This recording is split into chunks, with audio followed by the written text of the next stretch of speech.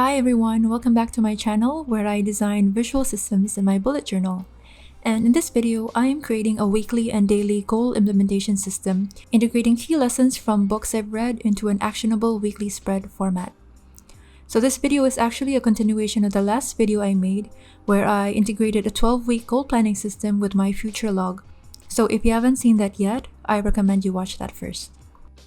So one of the things I've learned from project management is that the key to effective implementation is to plan in greater and greater detail as you get closer to doing the work. So for example, you go from yearly or quarterly planning, and then you plan out your month, and then your week, and then finally your day in ever-increasing detail. So using my 12-week goal plan as my master plan, I am first copying out all of the tasks and milestones for the upcoming month of September into this strip of notebook paper, again using the same color code for every goal category. Next, I am drawing vertical lines to represent the 5 weeks of the month of September so that I can plan out and see exactly in which weeks I need to work on each of these tasks. I draw them here as open circles so that as I complete those tasks, I can fill them in. In the past, I found that one of the reasons why I wasn't actually completely following along the monthly tasks and goals that I have set in the beginning of the month was because I have to constantly flip back to that spread to refer to what I actually need to do. And I've learned that the less friction there is to do something, the better. And that is actually why I have copied this down in a strip so that I can attach this as a side flap to the first week of September. In that way, I can easily refer back to this list as I move on to the succeeding weeks. And in the back of the flap, I also made a vertical calendar so I can note down my September milestones and events. So next, I will set up my week.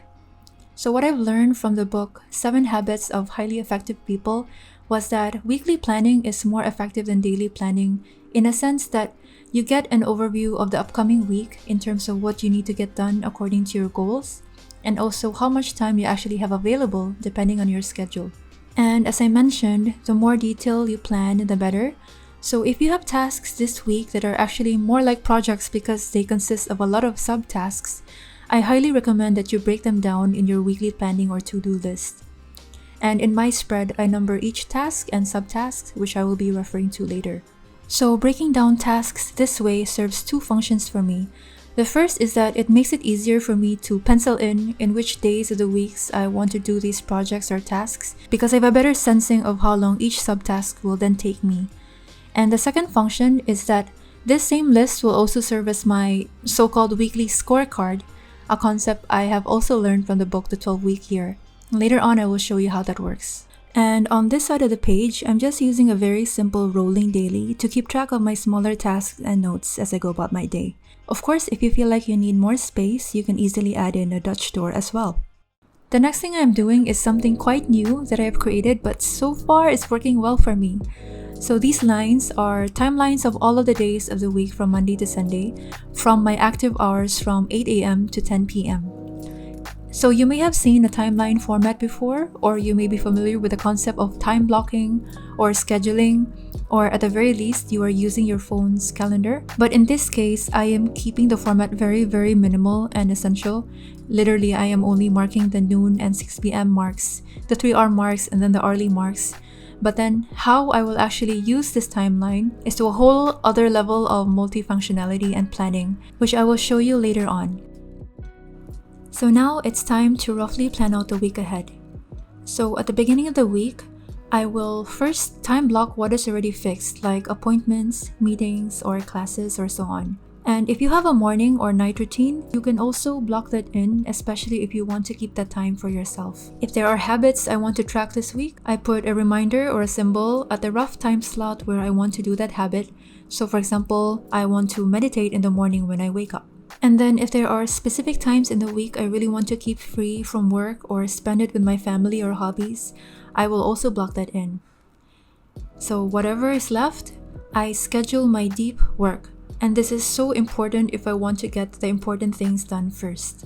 So if you have read the book Deep Work by Cal Newport, he highlights the importance of uninterrupted, distraction-free periods of work where you can really focus on what you need to get done. So deep work is a very valuable principle in the realm of productivity because your mind actually gets into this flow state, which means it can get more done in deep work compared to doing shallower work or multitasking between tasks. So ideally, you schedule your deep work as part of your daily routine based on when your mind functions best and also whenever best fits your schedule. So for me, the best time for my deep work is in the morning from 9 to 12 noon, and then the second best time is after dinner from 7:30 to 9:30 p.m. For you, it could be early morning or late at night. But just like everyone else, I also suffer from afternoon slump, but I would still want to schedule a third chunk of deep work during that time or at least shallower work. So next, I will go into actually planning out the day ahead. So come Monday, I will look through my weekly task list and schedule in my most priority tasks into my deep work slots. So this is the beauty of organizing projects by order of priority, because then you will have to work on your most important or impactful projects first. And sometimes, I also like to roughly plan out the rest of the week to see how I can realistically achieve all of these tasks. But because things can change, I usually use a pencil for rough planning. And depending on the type of work that you want to do, you might find that you want to batch similar tasks together, like do all of your writing in the morning and then learning in the evening, or batch the same categories of work in one go so that you won't suffer from attention switching fatigue. You may also be wondering why I'm drawing 2 lines for every task. So the line on the right is my planned schedule, and the one on the left is the actual time spent. So why do I record plan versus actual? First is that it gives me an idea how reliable or accurate my plan is, because a lot of times I actually overestimate or underestimate the time I give for every task. Second, if my plan isn't accurate, I will at least get a better estimation of how long it actually takes me to complete that task, so the next time I plan a little bit more accurately. And then third, because I can visually see that the estimated work is so far off, I can start to think of the reasons or even ideas on how to make this better. And I can also make a note of it, which is exactly what I'm doing here. So for example, I noticed that this task is taking me longer than usual because I had to redo filming. So next time I will make a complete filming plan so I will not have to redo work and waste time. So what happens if things don't go to plan? Because sometimes you just don't feel like it, or you don't have enough energy or enough time. So first, if you don't have enough time, let's say you did not finish this task in the allotted time, then you can always indicate an arrow to migrate it to the next day.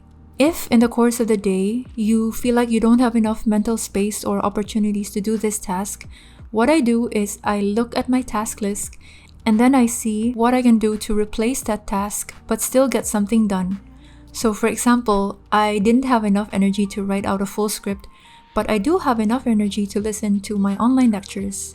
So I switched tasks and then rescheduled. And then finally, if neither of those work, remember, it is okay to rest. Just give yourself some time off. I do that all the time. And at the end of the day, you get a better record of how you spend your time. And trust me, if you're really set to achieving your goals, you will want to know that you have been using your time wisely, working towards them.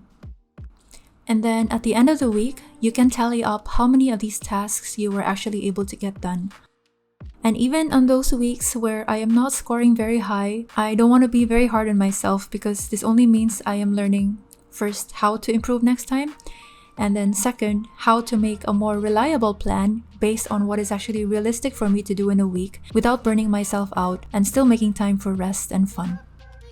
In addition to reviewing your week here, you can also go ahead and update your monthly task list. So if there are tasks that you have not finished, you can migrate them to the next week. And if you feel that based on your performance this week that this monthly list is actually a little bit overwhelming, don't be afraid or feel bad about crossing a few things off. It is okay to not be able to do everything. Just keep your eyes on the goals that will truly add value to your life. On the other hand, if it really is important for you to achieve these goals, then all the more reason to really commit to do it based on what is realistic to do without overwhelming yourself. And as I mentioned, one of the key to successful implementation is reliable and realistic planning. And the more you plan and do, the more you learn. And then you can adjust, you can make better next time. And then the whole cycle begins again. Constant improvement. So in the next video, I will show you how I create visual dashboards to give me an overview of the progress of each of these projects and goals. I wanted to design a visual system where each dashboard shows me exactly what I want to know according to the unique nature of each project. So if you're interested in that, do make sure you hit the like and subscribe button and the notification bell so you won't miss it. And I'll see you all in the next video. Take care, everyone.